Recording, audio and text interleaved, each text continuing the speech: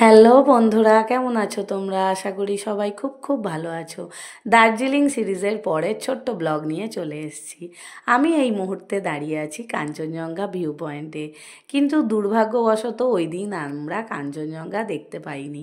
তাও মানুষের ভিড় দেখো, কিন্তু উপর থেকে নিচের পাহাড়ের রেঞ্জ এবং ছোট্ট ছোট্ট বাড়ি, স্কুল, মাঠ যা কিছুই ছিল দেখতে এত অপূর্ব লাগছিল, তোমাদের কি বলবো।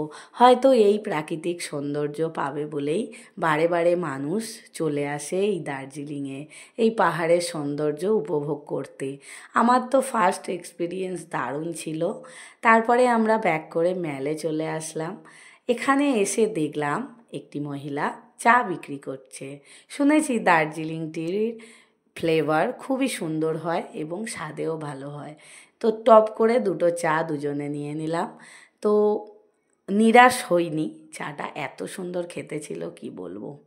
আরাত্রিকার বাবা একদিকে তুলছে সেলফি, সেলফি জোনে গিয়ে, আর আমি তোমাদের সঙ্গে শেয়ার করে নিই এই উপর থেকে ম্যাল রোডের, পুরো ম্যাল রোডের সৌন্দর্য। চারিদিকটা শুধু দেখো, মানুষের ঢল, লাইটিং, আর হালকা সন্ধে নেমে এসছে, হালকা চাঁদও দেখা যাচ্ছে। এর ভেতর মোহময়ী হয়ে উঠেছে দার্জিলিংয়ের ম্যাল রোড। আমার বন্ধুরা যারা ভ্রমণ প্রিয় তারা এই সৌন্দর্য অবশ্যই উপভোগ করতে পারবে। তো আমরা সেলফি তুলে নিচে নেমে এলাম। এখানে 4-5 জায়গা থেকে রাস্তা গেছে।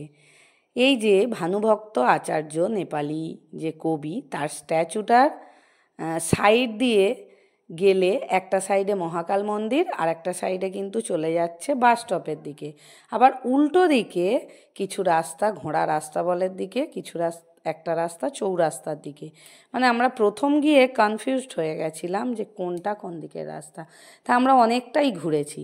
তো একটা রাস্তা ধরে যেতে যেতে দেখলাম সাইডে কিছু স্ট্রিট ফুড আর কিছু মার্কেট। তো যেহেতু এই দিন আমাদের ফার্স্ট ডে ছিল দার্জিলিং, আমরা কিছু কিনিনি, কিন্তু অবাক কাণ্ড, যেদিন আমরা গেছিলাম দোকানের প্রাইস ট্যাগগুলো কিন্তু একটু কম দেয়া ছিল, আর পরে যেদিন আমরা মার্কেটিং করলাম সেদিন কিন্তু সব প্রাইস ট্যাগ এরা বাড়িয়ে দিয়েছিল।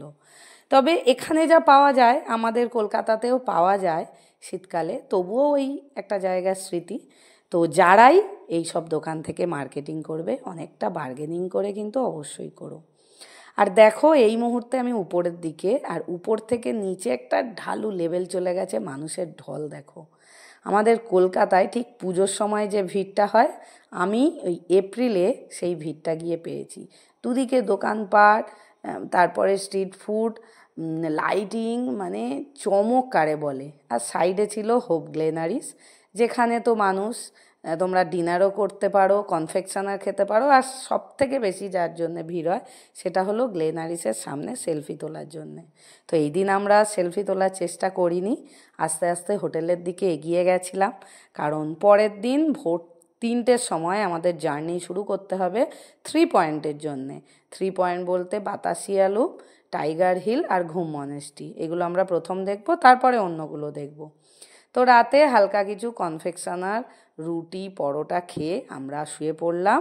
নেক্সট ভিডিও নিয়ে পরে আসছি, আর এর বিষয়ে আমার শর্ট ব্লগ দুটোই দেয়া আছে, অবশ্যই দেখো। নমস্কার।